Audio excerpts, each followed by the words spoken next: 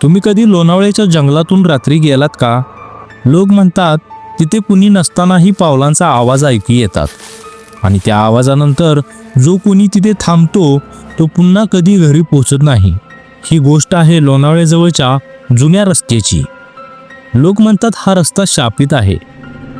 प्रत्येक शुक्रवारच्या रात्री एक गाडी तिथून जाते, पण दुसऱ्या दिवशी ती गाडी कुठेच दिसत नाही. एका रात्री पोलिसांनी CCTV लावले.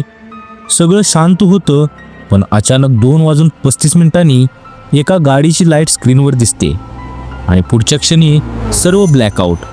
दुसऱ्या दिवशी सकाळी पोलीस तिथे पोहोचले. रस्त्यावर फक्त एक टायर मार्क होता आणि बाजूला पडलेलं तुटलेलं घड्याळ. घड्याळ थांबलं होतं अगदी 2:35.